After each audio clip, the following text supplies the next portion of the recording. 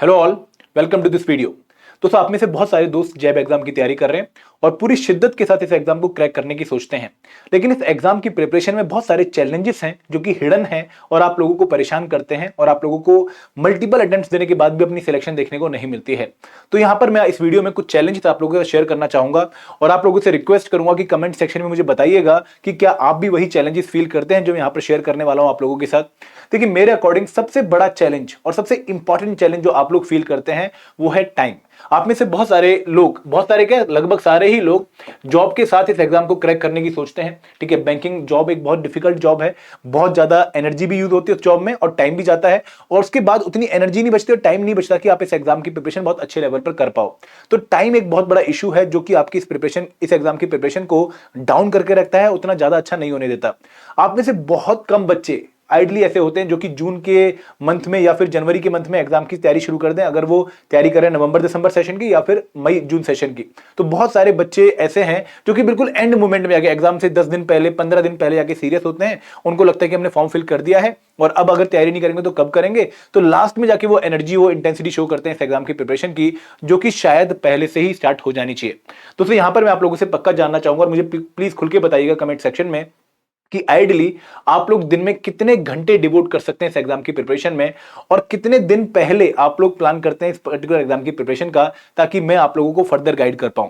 एक और इशू जो मुझे काफी देखने को मिलता है इस पर्टिकुलर एग्जाम की प्रिपरेशन में, वो है टेक्निकल नेचर ऑफ सब्जेक्ट। देखिए, कहीं ना कहीं यहां पर कुछ सब्जेक्ट ऐसे हैं जहां पर हाई टेक्निकल नॉलेज चाहिए और उन टेक्निकल नॉलेज को कवर करने के लिए अगेन बहुत सारा टाइम चाहिए। फॉर एग्जांपल, अगर मैं एएफएम की बात करूं तो स्ट्रेट फॉरवर्ड कंपोनेंट नहीं है। आप में से बहुत सारे बच्चों का कॉमर्स बैकग्राउंड भी नहीं है, तो ये सब्जेक्ट आपको कवर करने के लिए पहले तो बेसिक कवर करने पड़ते हैं और फिर उस लेवल पर पहुंचना पड़ता है जो कि एग्जाम की रिक्वायरमेंट है। तो अगेन टाइम बहुत ज्यादा चाहिए। सिमिलरली पीपीबी हो गया, retail banking and wealth management हो गया, और अब एक जो नया कंपोनेंट आया है Indian economy, Indian financial system, वहां पर भी टेक्निकल रिक्वायरमेंट काफी ज्यादा है और एग्जाम का लेवल भी इतना अच्छा था कि आप लोगों को काफी अच्छी नॉलेज वहां पर होनी चाहिए थी।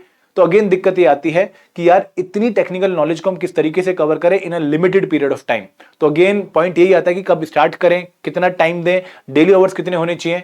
तो वो टाइम वाला फैक्टर आपको यहां पर भी देखने को मिलेगा। एक और दिक्कत जो मैंने काफी महसूस करी है, जिन बच्चों से मैंने बात करी है, वो ये है रिगार्डिंग दी मोटिवेशन।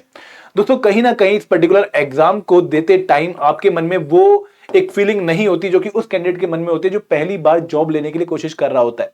मतलब एक बच्चा 22 से 25 साल का जिसकी जॉब नहीं लगी है, आप भी उस कैटेगरी से निकले हो, तो उस टाइम पर एग्जाम देने की इंटेंसिटी बहुत हाई होती है। हमें पता होता है कि यार अगर एग्जाम क्लियर नहीं हुआ तो खाने के भी लाले पड़ जाएंगे, लेकिन यहां पर ऐसी इंटेंसिटी आप लोग नहीं शो करते हैं क्योंकि आपको पता है कि यार अगर नहीं भी क्लियर हुआ, चल अगली बार अटेम्प्ट दे देंगे, कौन सा हमारी जॉब जा रही है, अच्छा खासी सैलरी आ तो रही है।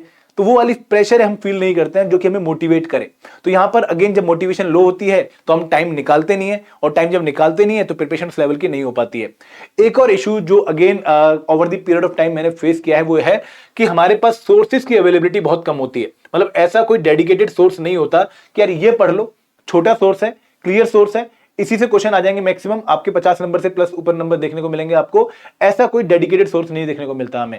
फॉर एग्जांपल, हमारे पास मैकमिलन की बुक्स हैं, बहुत सारे ऑनलाइन कोर्सेज हैं, लेकिन मैकमिलन की बुक्स जो है डिफिकल्ट है कंप्रीहेंड करने में, और जो बच्चा जिसका कोई बेसिक ही नहीं है, जिसने उस टॉपिक को कभी पहले पढ़ा ही नहीं है, उनके लिए तो बुक और भी डिफिकल्ट हो जाती हैं। सिमिलरली जो बच्चे ऑनलाइन कोर्सेज में जाते हैं तो वहां पर कई बार दिक्कत ये आती है कि बहुत डेडिकेटेड कोर्स देखने को नहीं मिलता, बहुत बल्कि कोर्स देखने को मिलता है और लिमिटेड पीरियड में उस बल्कि कोर्स को कवर करना बहुत डिफिकल्ट हो जाता है और कोर्स लेने के बाद भी हम उस कोर्स को एक्सेस नहीं करते हैं। पढ़ा रहता है हमारे पास कोर्स और बाद में हमें लगता है कि यार शायद पढ़ लेते। दोस्तों, उस कोर्स में हमारा इंटरेस्ट इसलिए नहीं आता क्योंकि हमें लगता है कि यार बहुत ज्यादा टाइम डिवोट करना पड़ेगा।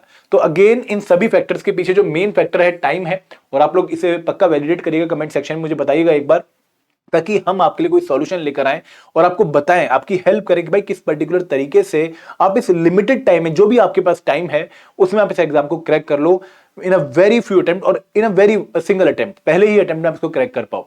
तो अगेन मैं आप लोगों से रिक्वेस्ट करूंगा कि प्लीज अपने बारे में हल्का सा हमें बताइए कमेंट सेक्शन में कि आप कितना टाइम डिवोट कर सकते हैं, कितने डेली आवर्स आपके पास हैं, आपका बैकग्राउंड क्या है। फॉर एग्जांपल, अगर कोई वर्किंग प्रोफेशनल है और वुमेन भी है, ठीक है, घर में कामकाज भी संभालती है, तो उसके पास तो टाइम की अवेलेबिलिटी और भी कम हो जाती है। सिमिलरली एक आदमी जो फैमिली रिस्पॉन्सिबिलिटीज भी संभाल रहा है तो उसके पास अगेन टाइम बहुत कम हो जाता है प्रिपरेशन का। तो कितना मैक्सिमम टाइम आप डिवोट कर सकते हो इस एग्जाम की प्रिपरेशन में, प्लीज शेयर करो कमेंट सेक्शन में, ताकि हम आपकी हेल्प कर सकें और आपको एक एप्रोप्रिएट सॉल्यूशन आपकी रिक्वायरमेंट के हिसाब से, आपके इस एग्जाम को क्लियर करने की पॉसिबिलिटी के हिसाब से आपको बता सकें। This is all from my side. Thank you very much. जय हिंद, जय भारत।